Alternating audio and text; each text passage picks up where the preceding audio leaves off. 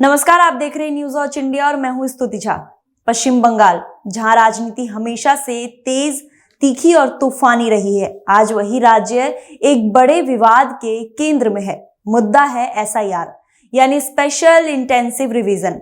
Voter list update की ये प्रक्रिया आमतौर पर शांत रहती है, पर इस बार ये मुद्दा बन चुका है चुनावी अखाड़े का सबसे गर्म सवाल। और इसकी आग भड़की है मुख्यमंत्री ममता बनर्जी की अब तक के सबसे कड़े लेटर से। ये प्रोसेस खतरनाक है, अव्यवस्थित है, डरा देने वाला है। ममता का सीधा वार। मुख्यमंत्री ममता बनर्जी ने सीधे चुनाव आयोग के चीफ ज्ञानेश कुमार को लेटर लिखकर कहा कि एसआईआर की ये प्रक्रिया ना सिर्फ बिना प्लान की गई है, बल्कि इतनी अव्यवस्थित है कि अफसरों से लेकर आम नागरिक तक सब संकट में है। उनका आरोप 3 शब्दों में साफ है: अव्यवस्थित, दबाव वाला और खतरनाक। ममता लिखती हैं कि वह ये पत्र लिखने के लिए मजबूर हो गई थी क्योंकि राज्य में वोटर लिस्ट रिवीजन की प्रक्रिया बहुत खतरनाक स्टेज पर पहुंच चुकी है। ये सिर्फ राजनीति बयान नहीं, सीएम ने कई ठोस आरोप की लंबी लिस्ट भी पेश की है। एसआईआर को बिना प्लान के थोप दिया गया। बीएलओ को ठीक यानी ट्रेनिंग नहीं, आवश्यक दस्तावेजों को लेकर भारी कंफ्यूजन, जमीनी स्तर पर अफसरों की टीम जूझ रही है और जनता खेत, फैक्ट्री, दिहाड़ी छोड़कर डेटा अपडेट कराने की मजबूरी में है। ममता बनर्जी कहती हैं बीएलओ अपने कामों के बीच वोटरों तक पहुंच नहीं पा रहे। सिस्टम पहले दिन से पुंग है। सबसे दर्दनाक जिक्र माल जलपाईगुड़ू की आंगनवाड़ी कर्मी की आत्महत्या। ममता ने अपने पत्र में उस आंगनवाड़ी कार्यकर्ता का जिक्र किया जो बीएलओ के तौर पर ड्यूटी निभा रही थी और कथित रूप से एसआईआर के भारी दबाव में आकर आत्महत्या कर ली। मुख्यमंत्री के शब्दों में ये जबरदस्ती 3 महीने में कराया जा रहा रिवीजन है, जो कभी 3 साल लेता था। ये अमान्य है, अनिश्चितता का साया है और अगर ये ड्राइव इसी तरह चला तो ना सिर्फ और जिंदगियां खतरे में पड़ेगी, बल्कि चुनावी प्रक्रिया की वैधता भी सवालों में आ जाएगी। हालांकि बीजेपी ने भी इसको लेकर तीखा प्रहार करते हुए कह दिया, ड्रामों और झूठ से एसआईआर रुकने वाला नहीं है।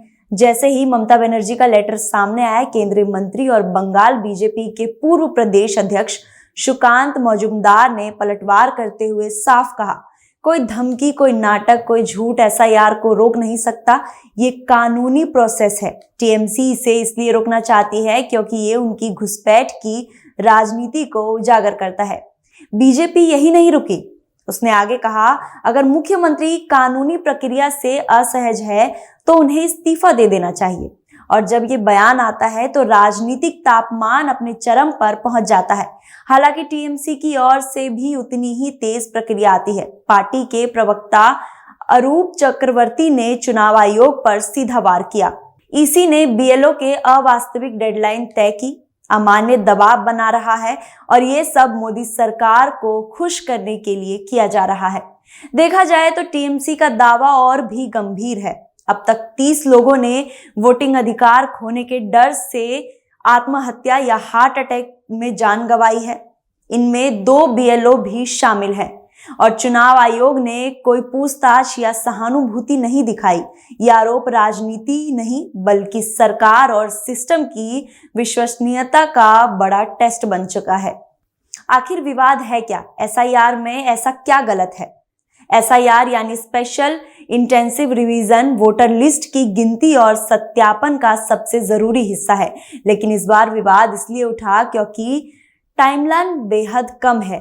3 साल का काम 3 महीने में, कर्मचारियों की भारी कमी पर काम अनलिमिटेड, बीएलओ को डराने धमकाने और नोटिस भेजने के आरोप, किसानों मजदूरों के घर घर जाकर सत्यापन की मुश्किल, ट्रेनिंग अधूरी, डॉक्यूमेंट कंफ्यूजन, बूथ स्तर पर जमीनी समस्या।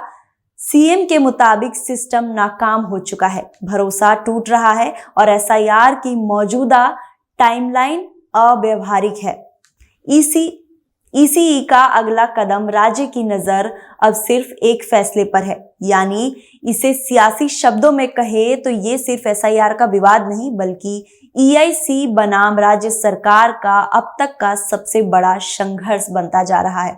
मुख्यमंत्री ने CEC से कहा है SIR को तुरंत रोका जाए, जबरदस्ती वाले कदम बंद हो, ग्राउंड रियलिटी को ध्यान में रखते हुए टाइमलाइन बदली जाए, BLO को सही ट्रेनिंग दी जाए और पूरे प्रोसेस की समीक्षा की जाए।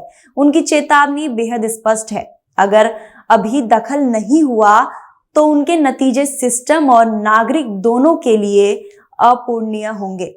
पश्चिम बंगाल की राजनीति, जहां हर मुद्दा सिर्फ नियमों का सवाल नहीं होता बल्कि सत्ता साख और सिस्टम पर टिकी एक बड़ी लड़ाई बन जाती है। आज SIR पर सवाल है, कल इसकी आंच चुनावों पर पड़ेगी और असली सवाल यही है कि क्या रिवीजन सिस्टम को मजबूत करेगा या ये विवाद आने वाले चुनावों की विश्वसनीयता को कमजोर करेगा। नजर अब सिर्फ एक जगह है, ECE के अगले कदम पर। राज्य में इंतजार है और राजनीति अपने चरम पर। आपकी इस वीडियो पर क्या राय है, कमेंट बॉक्स में जरूर बताएं।